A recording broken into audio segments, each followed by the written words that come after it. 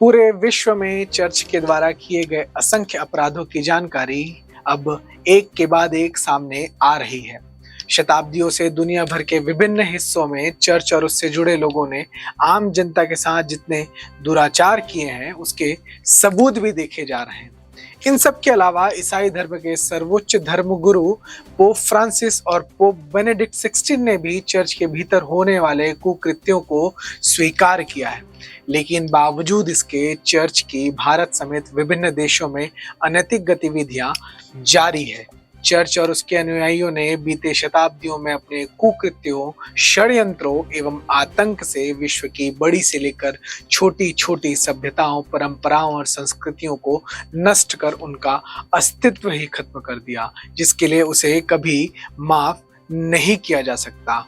उन सभ्यताओं को नष्ट करने के दौरान चर्च और उसके अनुयायियों ने न सिर्फ संबंधित सभ्यता और उसकी संस्कृति को खत्म किया, बल्कि वहां रहने वाले मूल निवासियों का भी भीषण नरसंहार किया। चर्च के कुकर्मों की कहानी ऐसी है कि उन्होंने किसी भी स्थान में नरसंहार करने के साथ साथ महिलाओं और छोटे बच्चों को भी अपने यौन शोषण का शिकार बनाया। तो चलिए जानते हैं, देखते हैं चर्च के इन कुकृत्यों की पूरी कहानी।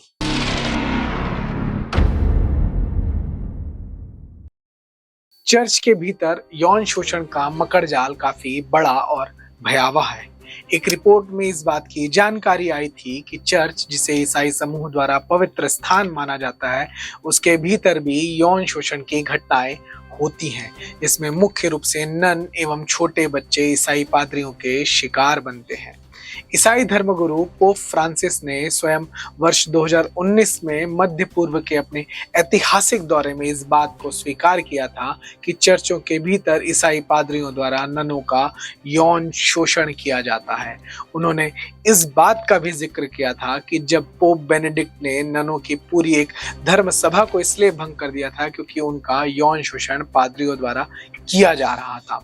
इसके अलावा कुछ समय पहले डच पत्रिका में एक रिपोर्ट पब्लिश हुई थी, जिसमें दावा किया गया था कि जिस रोमन बिशप कार्लोस फिलिपे जिमेनेस बेलो को नोबेल पुरस्कार दिया गया, वह असल में एक दुराचारी ईसाई पादरी है।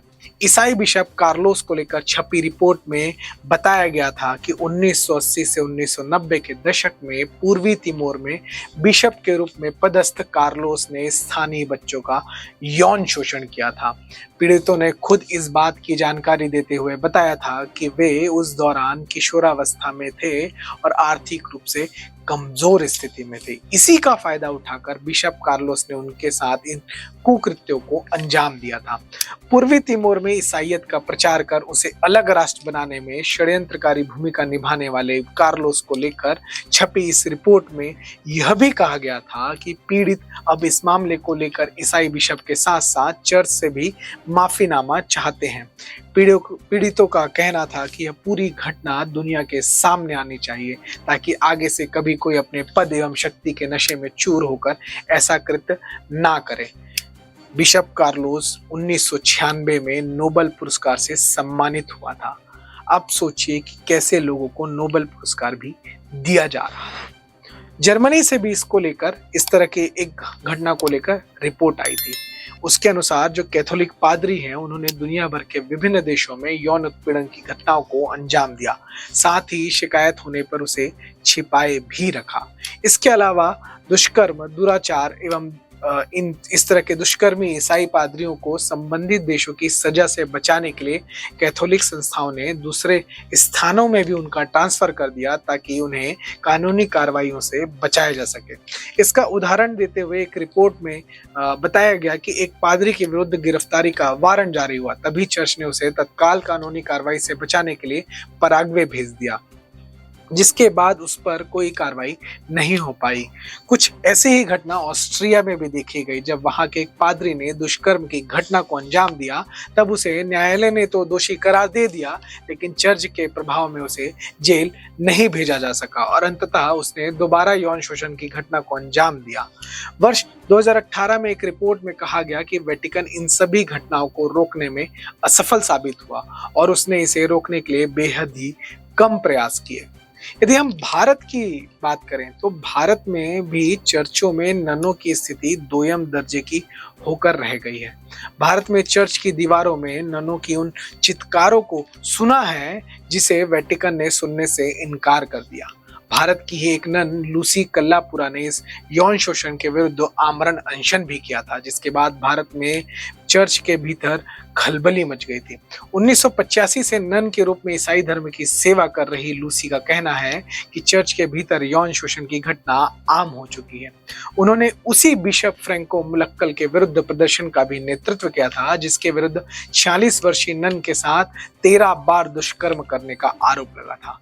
लूसी ने बताया कि 20 वर्षों में ईसाई पादरियों की हरकतों के चलते 28 ननों ने आत्महत्या की, जिसमें प्रमुख रूप से यौन हिंसा एक बड़ा कारण है। एक जो इंटरनेशनल समाचार एजेंसी है उसकी एक रिपोर्ट कहती है कि जो भारत के जो नन है, उस रिपोर्ट में दावा किया गया कि भारत के जो नन है वो कहते हैं कि ईसाई पादरी यौन संबंधों के लिए उन पर दबाव डालते हैं। यही कारण है कि अब चर्च के द्वारा किए जा रहे इस शोषण को लेकर ईसाई समाज में भी तेजी से जागरूकता बढ़ रही है।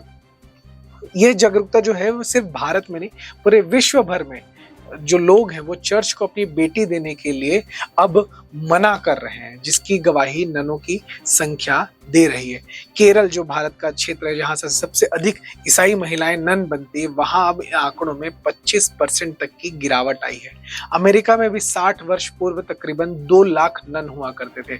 वहीं अगर प्रेजेंट डे की बात करें तो ननों की संख्या 50,000 से भी कम है। अमेरिका में ही जो वर्ष 2004 में एक रिपोर्ट आई थी जिसमें कहा गया कि वहां की 4,392 ऐसे ईसाई पादरी थे जिनके विरुद्ध यौन शोषण का आरोप लगा था। सितंबर 2009 में आर्क बिशप सिल्वानो मारिया टोम्सी ने इस बात को स्वीकार किया था कि बीते 5 दशकों में 5% कैथोलिक पादरी किसी न किसी यौन शोषण के मामले में शामिल रहे हैं। फ्रांस से भी एक रिपोर्ट आई थी जिसमें खुलासा हुआ था कि वर्ष 1950 से लेकर 2020 के बीच 70 वर्षों में ईसाई पादरियों और चर्च से जुड़े लोगों ने लाखों बच्चों का यौन शोषण किया है। इस मामले में 2500 पन्नों की रिपोर्ट के बाद खुलासा हुआ था कि 7 दशकों में तकरीबन 3,30,000 से अधिक बच्चों का यौन शोषण ईसाई पादरियों के द्वारा किया गया था। पोप फ्रांसिस ने इस घटना को दुर्भाग्यपूर्ण और शर्मनाक बताया था। पोलैंड के भी कैथोलिक चर्च का नाम ऐसी ही घटनाओं में सामने आया था जिसमें जानकारी मिली थी कि ईसाई पादरियों ने 3 वर्षों में 368 नाबालिग किशोरों और किशोरियों को अपने यौन उत्पीड़न का शिकार बनाया था। इसके अलावा चर्च के बिशप ने इस बात को भी स्वीकार किया था कि इन घटनाओं को चर्च के द्वारा छिपाने का प्रयास किया गया, जिसके बाद बिशप ने इसके लिए माफी भी मांगी। चर्च द्वारा कहा जाता है कि तमाम कुकृत्यों को लेकर जो 2021 में मानवाधिकार उच्चायुक्त कार्यालय के लिए संयुक्त राष्ट्र के विशेष प्रतिनिधि की एक टीम ने वेटिकन की जमकर आलोचना भी की थी। दरअसल चर्च के पादरियों के द्वारा यौन शोषण करने का लंबा कुख्यात इतिहास रहा है। दुनिया भर के तमाम देशों में चर्च के द्वारा किए गए कुकृत्यों की लंबी सूची है। चर्च के द्वारा किए गए यह कुकर्म किसी एक देश या एक महाद्वीप तक सीमित नहीं रहे। चर्च ने दुनिया के लगभग सभी महाद्वीपों में अपनी उपस्थिति दर्ज कराई और वहां पर अपने अनैतिक कार्यों को भी अंजाम दिया। अफ्रीका के केन्या और तंजानिया जैसे देशों में तो व्यापक स्तर पर चर्च के द्वारा किए गए यौन शोषण से संबंधित मामले सामने आए। चर्च ने दुनिया भर में जितना यौन शोषण किया उसकी गिनती भी नहीं की जा सकती। लेकिन एक बात स्पष्ट है कि चर्च के द्वारा किए गए यह कुकृत्य ऐसे हैं कि इन्हें कभी भी माफ नहीं किया जा सकता। लेकिन फिर भी चर्च को अपने द्वारा किए गए इस कुकर्म पर माफी मांगनी चाहिए और इसी क्रिसमस से इसकी शुरुआत होनी चाहिए।